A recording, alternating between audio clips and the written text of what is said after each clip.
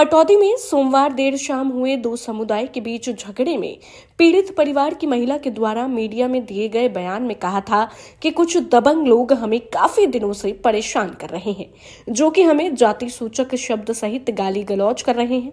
Media के माध्यम से जब ये बात हरियाणा अनुसूचित आयोग तक पहुंची तो उन्होंने इसका स्वतः संज्ञान लेते हुए आज पीड़ित परिवार के घर पहुंचे। हरियाणा अनुसूचित आयोग के चेयरमैन रविंदर बलियाला और अन्य सदस्य पीड़ित महिला अनीता से मिले और पूरे मामले की जानकारी ली और साथ ही उन्होंने भरोसा दिलाया कि उनके साथ पूरा प्रशासन खड़ा हुआ है। जिस प्रकार से पीड़ित अनीता ने बताया था कि दबंगों के डर की वजह से पिछले एक हफ्ते से घर में कैद होकर डर के साए में जी रही है। आज पूरा पटौदी प्रशासन और रविंदर बलियाला अनीता के घर पहुंचे। हरियाणा अनुसूचित आयोग के चेयरमैन रविंद्र बलियाला ने कहा कि जो भी व्यक्ति एससी समाज को दबाने की या प्रताड़ित करता है उसके ऊपर एक्शन लिया जाएगा। पीड़ित परिवार को कानून के मुताबिक सहायता दी जाएगी।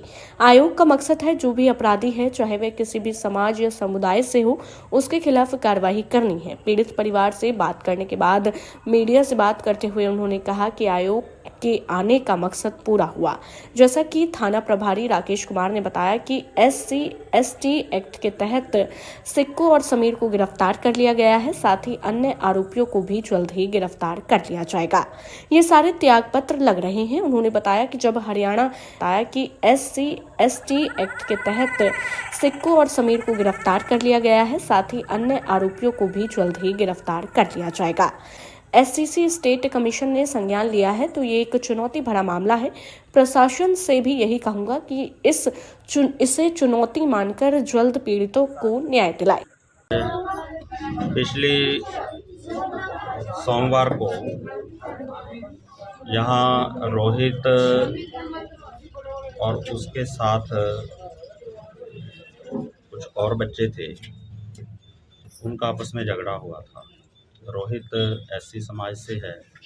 उसकी मदर ने जिस तरह से रिपोर्टिंग करी थी अनीता ने कि उनके साथ अन्याय हो रहा है, रोहित के साथ बार बार मार पिटाई हो रही है, कुछ क्रिमिनल टाइप लोग हैं उसको बार बार प्रताड़ित करने की कोशिश करते हैं, लगातार 5-6 दिन से उसकी पिटाई कर रहे हैं।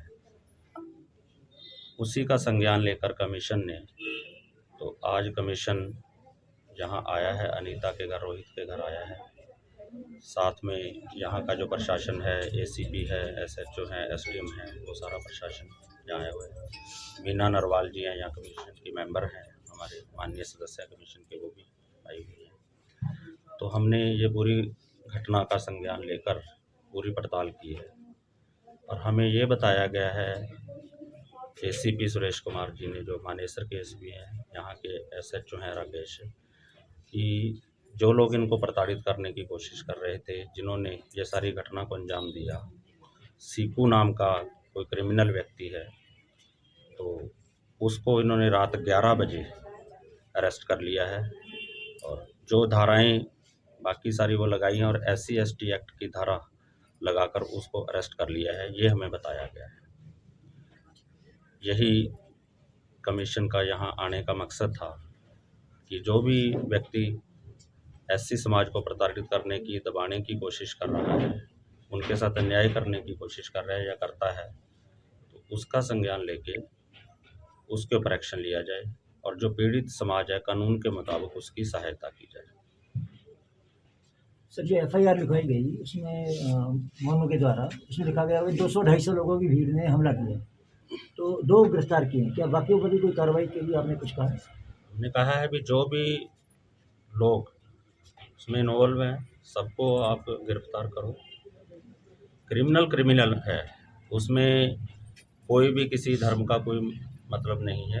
हमारा मकसद जो है, आयोग का मकसद है कि SC वर्सेज जो भी क्रिमिनल है, जो भी उसको प्रताड़ित करने की कोशिश करता है, हमने उसके खिलाफ एक्शन लेना है, उसके खिलाफ एक्शन करवाना है। तो मुझे लगता है कि आयोग उसमें आज सफल हुआ है। जैसा कि बताया हमें ACP ने अपना और राकेश कुमार SHO ने कि हमने सीकू नाम के क्रिमिनल को और उसके साथ एक और साथी है उसको गिरफ्तार कर लिया है और SC एक्ट की धाराएं लगाई हैं। दूसरे लोग भी हैं जो इनको कहा है कि उनको भी जल्दी अरेस्ट करो।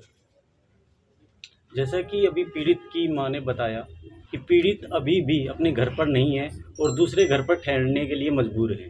हमने अभी आपके सामने अभी आदेश दिया है कि 2 घंटे के अंदर अंदर उसको जहाँ भी है ढूंढ के लाके पीड़ित की मां को मिलवाओ। और इसके साथ ही हमने देखा है कि जब इस तरह की घटना होती है तो वैसे तो पूरे परिवार के ऊपर ही बहुत असर होता है, माँ के ऊपर बहुत ज़्यादा असर होता है। तो माँ जैसे उसकी जैसे हमने महसूस किया कि बेड पे लेटी हुई हैं, वो बहुत ज़्यादा पीड़ित हैं और बीमार जैसी लग रही हैं, तो हमने अभी यहाँ के एसडीएम को ये आदेश दिया है कि इनका एसएमओ को बुला के और यहाँ यदि ये खुद जा सकती हैं तो ठीक है, नहीं एम्बुलेंस बुला के यहाँ और इनका प्रॉपर इलाज करवाया जाए। जैसे कि दिखाई दे रहा है कि वो कह रहे हैं कि भाई भय की कोई बात नहीं है, जबकि आप लोगों को पता है वीडियो लगातार वायरल हो रही है, सैकड़ों की भीड़ ने परिवार पर हमला किया। तो प्रशासन के लिए अब भी क्या ये चुनौती नहीं है कि वो उनकी सुरक्षा के लिए? देखो, प्रशासन आज यहाँ सारा खड़ा हुआ है, एसडीएम है, एसीपी आए हुए हैं और मेरे को लगता है कि ये इस बात को ज़रूर समझेंगे कि यदि हरियाणा स्टेट एससी कमीशन ने ये संज्ञान लिया है तो निश्चित तौर पर ये एक बहुत चुनौती भरा मामला है। हमारे लिए भी ये चुनौती है और प्रशासन को भी मैं यही कहूँगा कि इसको चुनौती मान के इसको सारे मामले को ठीक ठाक करके और ये जो पीड़ित एससी समाज के जो लोग हैं इनको न्याय दिलाने का काम करें। सर, जिस प्रकार से पीड़ित महिला ने बताया कि 2 बच्चों की लड़ाई थी और उसको फिर इतना बड़ा रूप दे दिया गया, उसका क्या कारण रहा? जबकि पुलिस की कुछ और ही थ्योरी है, वो एक लव स्टोरी के एंगल को जोड़कर कह रही है। देखो, समाज में घटनाएं होती रहती हैं, वो क्या कारण है, कहाँ से घटना शुरू हुई है, वो सारा पुलिस ने प्रशासन ने देखना है कि लेकिन एंड कहाँ हो रहा है, अल्टीमेटली नुकसान किसका हो रहा है, किसको दबाया जा रहा है। तो वो तो कानून के मुताबिक जिसके ऊपर जो कार्रवाई बनती है वो प्रशासन को करनी चाहिए। तो यदि ऐसी समाज को दबाया जा रहा है और उसको इतना मजबूर किया जा रहा है कि वो ये कहने पे मजबूर हो जाए कि हमारी कोई सुनवाई नहीं हुई है, वही सुनवाई करने के लिए आज कमीशन ने संज्ञान लिया है। और निश्चित तौर पे मुझे विश्वास है कि आज प्रशासन है, जितनी कोई कमी रहेगी या कोई उसको पूरा करने का काम करेगा। यदि हम खुद चंडीगढ़ से अपने अपने स्टेशन से उठ के यहाँ आए हैं तो निश्चित तौर पे ये प्रशासन तो यहाँ लोकल बैठा है, उसको भी करना चाहिए।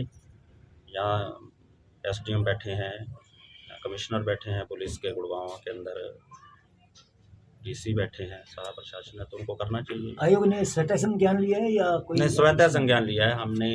जो रोहित की मदर है तो उसका जो खबरों के अंदर जो वीडियो, उसकी जो उत्पीड़न जो हो रहा था, जिस तरह से वो अपनी बात बता रही थी, तो उसको देखकर हमने स्वतः संज्ञान लिया है कि ये वास्तव में मामला बहुत गंभीर है और कहीं ना कहीं जहाँ भी कमियां रही हैं उसको ठीक करने का काम हम करना चाहेंगे और प्रशासन को भी यही कहना चाहेंगे कि उसको ठीक करें।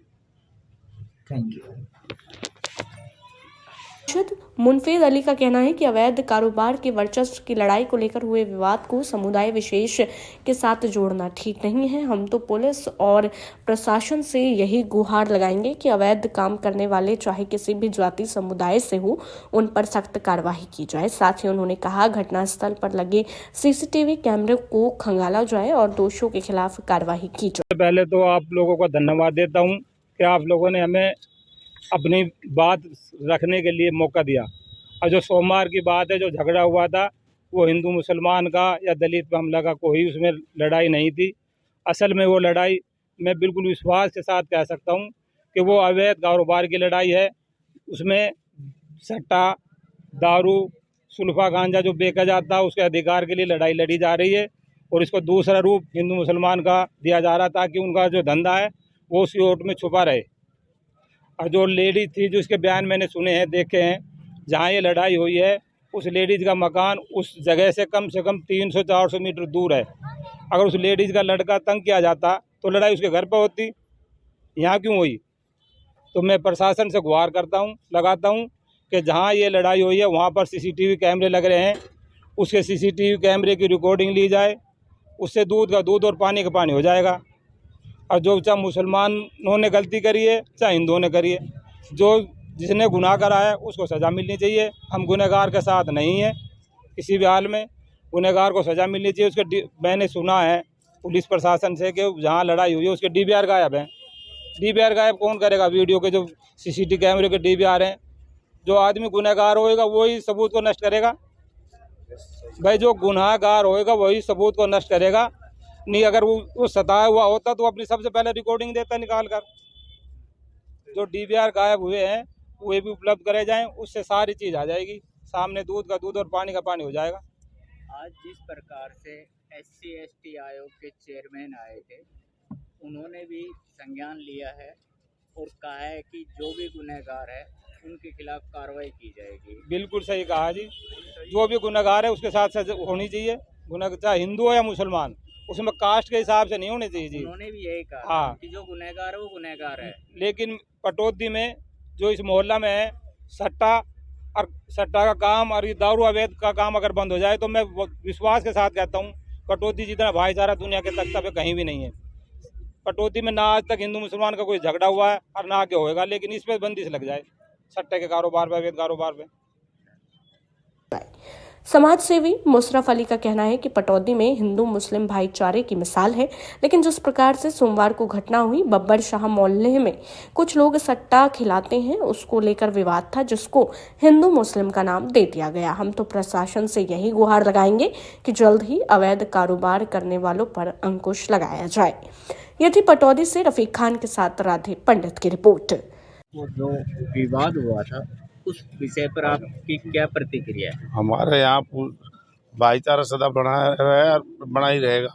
हमारे यहाँ जो सोमवार को विवाद हुआ ये अवैध सट्टा की वजह से हुआ, क्योंकि हमारे यहाँ मोहल्ले में, बबरसा मोहल्ले में एक वो सट्टे वो लिखता है और ये दो पार्टियां हैं जो सट्टे के लिए आपस में वो करती है और उसके चक्कर में ये हिंदू मुसलमान का मसला बना देते हैं। नहीं तो यहाँ जितना भाईचारा है वो कहीं भी नहीं है अभी तक। और मैं तो सोमवार देर रात पटौदी में हुई गोलीबारी के बाद गोली लगने से घायल मोइन अस्पताल से घर लौटने पर आज हमारे संवाददाता राधे पंडित उनके घर पहुंचे और सोमवार को ही घटने के बारे में जानकारी ली कि कैसे गोलीबारी का शिकार हुए। आइए सुनाते हैं मोइन ने क्या कुछ कहा। सोमवार को पटौदी में हुए झगड़े के बाद जब गोलीबारी हुई तो उसमें मोइन घायल हो गया था गोली लगने से। कई दिनों तक अस्पताल में रहने के बाद आज यहाँ छुट्टी लेकर के अब घर आए हैं, तो एक बार उनसे पूछते हैं कि कहाँ जा रहे थे, क्या कारण था और कैसे वो इस चपेट में आ गए। मोइन, कहाँ जा रहे थे आप?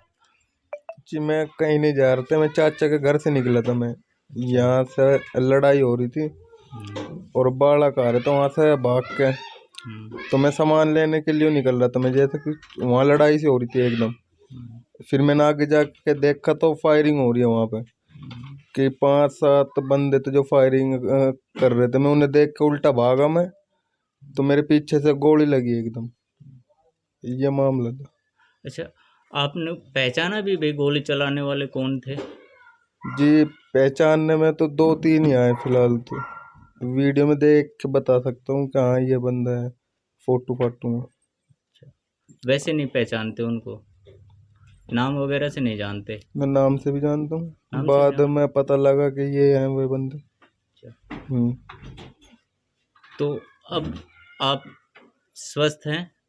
जी अभी तुम वैसे लग तो रहा है थोड़ा बहुत, पर अभी लगेगा टाइम, समय लगेगा जी।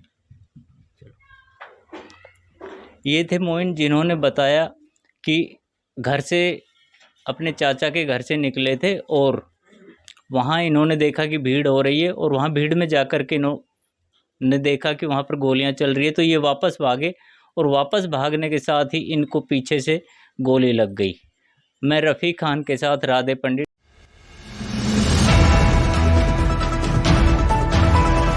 24 न्यूज NCR सोशल मीडिया पर आधारित न्यूज चैनल है जो हिंदी में सभी प्रकार की लाइव ब्रेकिंग न्यूज, राजनीतिक हलचल, भक्ति, श्रद्धा और आस्था के साथ साथ मनोरंजन, बॉलीवुड, फिल्म टॉक्स और बिजनेस की खबरों को आप तक पहुंचाता है। चैनल का उद्देश्य गुरुग्राम, रेवाड़ी, फरीदाबाद, रोहतक, झज्जर, मेवात और हरियाणा की लेटेस्ट खबरों को आप तक पहुंचाना है, इसलिए जुड़े रहें हमारे साथ। 24 न्यूज NCR, आपके हक की आवाज।